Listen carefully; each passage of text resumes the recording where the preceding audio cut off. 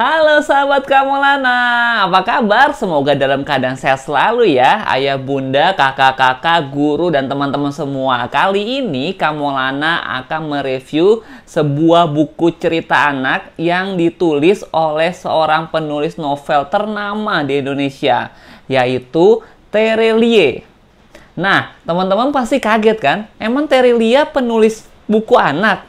Ternyata Terelie juga berkarya menulis sebuah cerita anak. Bahkan sudah 4 buku loh teman-teman.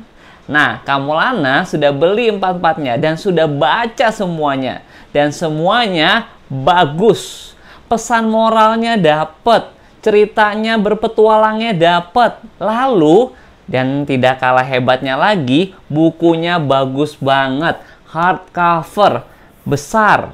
Lalu isinya juga berwarna. Tuh, warna-warni. Tulisannya juga nggak kecil. Masih bisa sangat dibaca oleh kita semua yang mungkin sudah agak berumur. Bisa lihat, membaca dengan jelas. Lalu, ini juga art karton isinya, kertasnya. Jadi memang bagus banget. Nah, kali ini Kamolana akan review 4 buku cerita anaknya. Kira-kira mana nih yang teman-teman paling suka? Tapi kalau Kamolana, 4-4-nya Kamolana suka. Oke, sekarang kita langsung review saja ya teman-teman ya. Yang pertama ini adalah Toki, ya, si kelinci bertopi. Kisah dari Toki ini adalah kisah seekor kelinci yang tersesat di dalam hutan. Saat itu si kelincinya lagi bantu ayah bundanya, tapi dia malah main-main, lalu tersesat di dalam hutan. Lalu ayah bunda dan kakak-kakaknya mencari dia sampai malam. Bingungan, gimana si Toki itu? Dan bagaimana nasib Toki? Apakah Toki bisa pulang dengan selamat atau tidak? Sedangkan di dalam hutan banyak sekali binatang-binatang yang iseng, yang jahat. Nah, kira-kira si Toki selamat gak ya? Kalau selamat, kira-kira bagaimana caranya dia bisa selamat dari di tengah hutan yang penuh dengan hewan-hewan yang jahat tadi?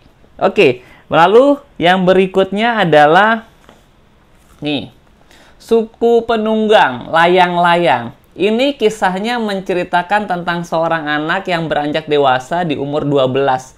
Di mana di dalam suku ini setiap anak yang sudah usia 12 tahun akan terbang menggunakan layang-layang. Tapi ada seorang anak yang saat dia harus naik layang-layang tersebut sesuai dengan adat istiadatnya, dia mengalami kesulitan. Lalu bagaimana nasib anak itu yang tidak bisa terbang menggunakan layang-layang? Apakah terkucilkan atau bagaimana?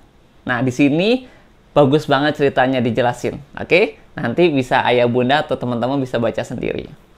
Lalu yang ketiga adalah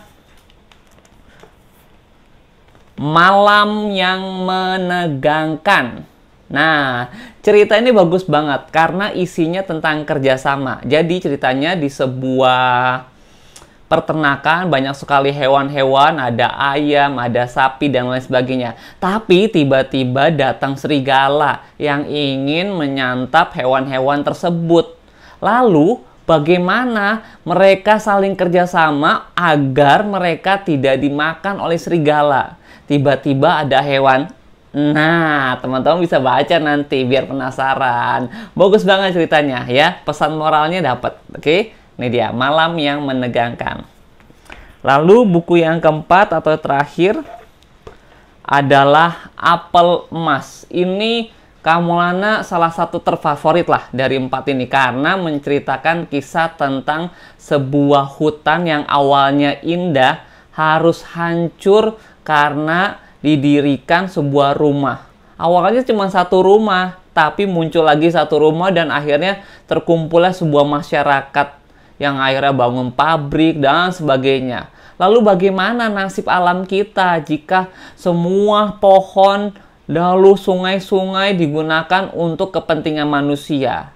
Untung aja ada apel emas. Nah, apel emas itu apa? Fungsinya apa? Nah, ini dia.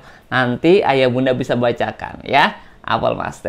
Nah, dari 4 buku ini Kamolana sangat mereferensikan buat ayah bunda untuk membacakan buku ini kepada anak-anak kita, ya.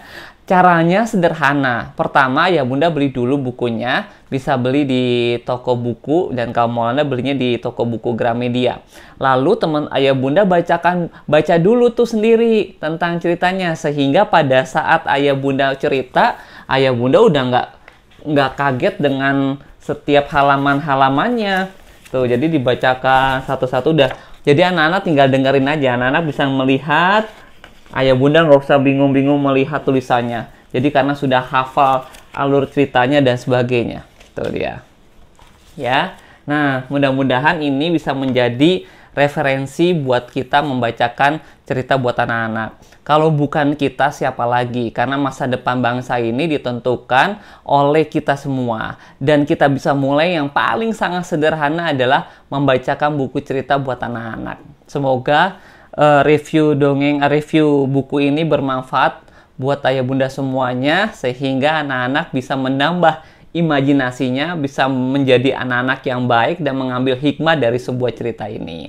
Nah, bagi teman-teman yang ingin direview lagi, kira-kira buku cerita anak apa lagi yang kira-kira bisa kamu review sehingga Ayah Bunda bisa membacakan buat anak-anaknya. Silakan kirim di kolom komentar atau langsung di media sosial Kak Maulana, Instagram @kamolana.